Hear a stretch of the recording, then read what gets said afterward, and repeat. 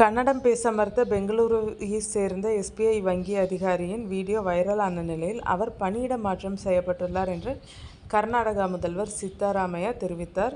சூர்யா நகரில் உள்ள எஸ்பிஐ கிளை மேலாளரின் நடத்தை வன்மையாக கண்டிக்கத்தக்கது என்றும் அவர் காட்டமாக குறிப்பிட்டுள்ளார்.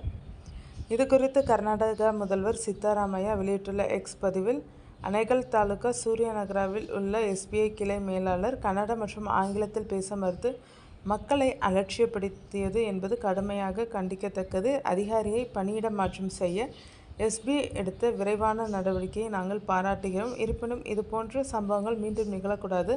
அனைத்து வங்கி ஊழியர்களும் வாடிக்கையாளர்களை கண்ணியமாக நடத்த வேண்டும். அதேபோல் உள்ளூர் மொழியில் பேசுவதற்கு வங்கி ஊழியர்கள் எல்லா முயற்சிகளையும் எடுக்க வேண்டும். கர்நாடகாவில் உள்ள அனைத்து வங்கி ஊழியர்களும் கன்னடத்தில் பேச முயற்சிக்க வேண்டும். இந்தியா முழுவதும் உள்ள அனைத்து வங்கி ஊழியர்களுக்கும் கலாச்சாரம் மற்றும் மொழி உணர்திறன் பயிற்சியை கட்டாயப்படுத்த மத்திய நிதி மற்றும் நிதி சேவைகள் துறையை நான் கேட்டுக்கொள்கிறேன்.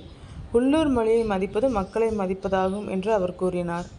ஒரு வாடிக்கையாளரிடம் சூர்யா நகரா எஸ்பிஐ வங்கி மேலாளர் கன்னடத்தில் பேச மறுக்கும் வீடியோ வைரலாக பரவியது.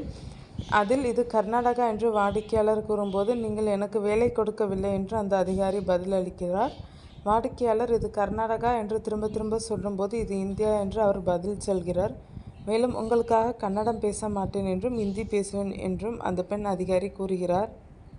இதனை அடுத்து இந்த வங்கிக்கு ஒரு பாடம் கற்பிக்க வேண்டும் என்று அந்த வாடிக்கையாளர் கூறும் காட்சிகளும் அதில் இடம்பெற்றுள்ளனர்.